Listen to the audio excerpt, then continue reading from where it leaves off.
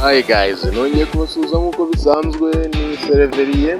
Hano ni Byiza TV nkomeza kugushimira wowe wamaze kuba ukora subscribe. Ikipe ya APR FC yatsinze ikipe ya Gasogi ibitego 4-0 mu mukino wa gishuti zari zifitanye ejo ku munsi wo kuwa gatanu washize. Ni match yatangiye ku isaha y'isaa 9. Kunduye ikipe ya APR FC kunduye ikipe ya Gasogi United. Ndabashishikariza kureba iyi video munumva ibyaranze uyu mukino.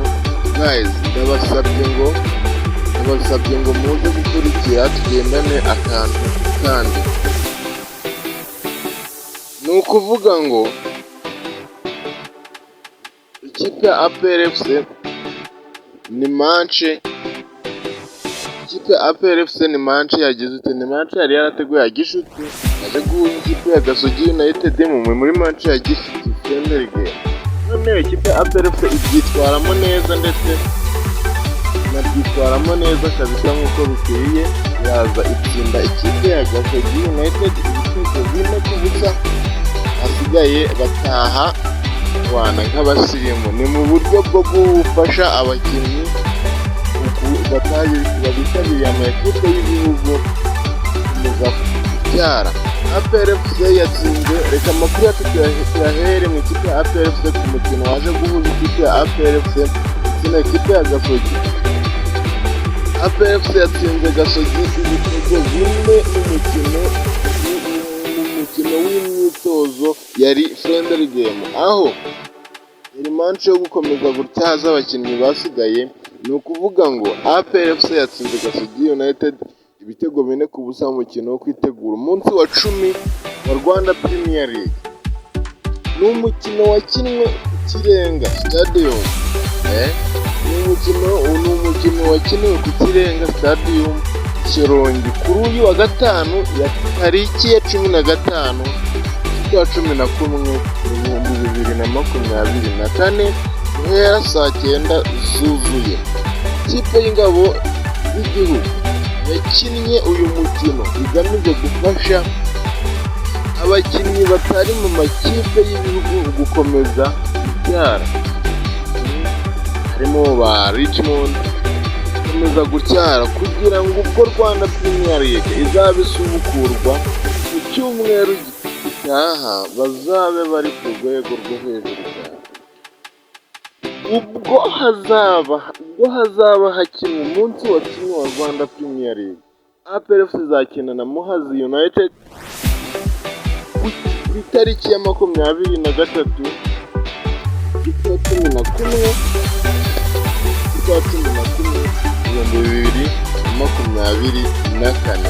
Ikipe ya APR FC ngira ngo abafana irimo kugenda igarura imitima yabo gake gake. Minota 8 nibwo TDBR yegukanye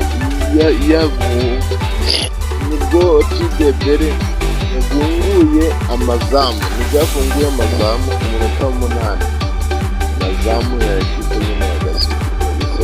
Ni ukuvuga ngo hano mfite na 11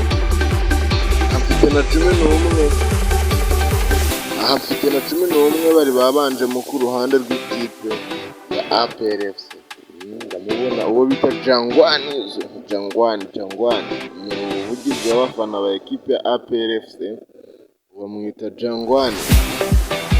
Ndamubona uwo bita chairman wa APR FC Musha Brigade General Theo Sanganwa.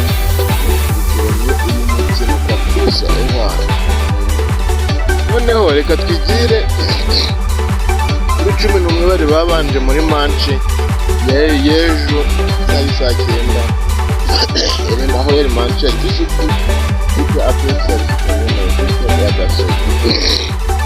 Line-up kandi ikipe ya APR FC nizamu hari habanjemo nk'uko bisanzwe ni Pavia Kugira umunyakongomani, nizamu ikipe y'igihugu ya Congo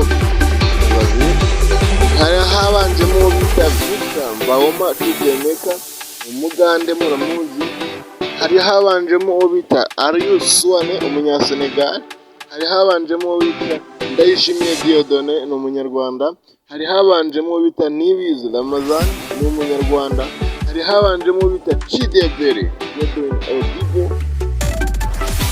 hari habanjemo bita Chidebere harimo Godwin Odibo, hari harimo Rastaman Richmond Rampte Rastaman uwo bita Rastaman, hari habanjemo bita Lamid Muhammad Lamin Ba, habanjemo uwo bita Shimwe Champion Shimwe Olivier Musungu Shimwe Champion Gira neza Football ngaha abandi Shimwe Jean Pierre bibeshye kuko ntago abazamu babiri bari kugira gute kujya mu izamu rimwe. Habanjemo bita Mugira neza Frodoir, uwo bita kubasimbura hariho uwo bita Ruhamya Nkiko Erika Tegaya, Kwitonda Ishimwe Areba ndetse na Ishimwe Jean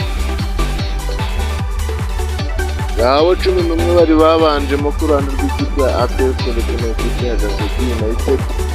Buri manci yagifite abakipe ya APR yaje kuba yitwara neza yigarurira imitima y'abakunzi bayo, ari nako ikipe ya APR kugenda yitegura imikino itandukanye na shampiyona. Guys, ndagusabye ngo utarakora subscribe kugira ngo tugendane akantu kandi ayo niyo makuru nari mbazanye n'iki gitondo. Dushimira cyane gukora subscribe, ni kwako kajambo k'umutuku, kwako kajambo k'umutuku cyangwa se k'umukara bitewe na phone utunze, nta mafaranga bari bukwishyuze, koraho ahasigaye dukomeze kwigendera, yewe nta nubwo biri bukwicira akazi, ahasigaye dukomeze kwigendera. I love you.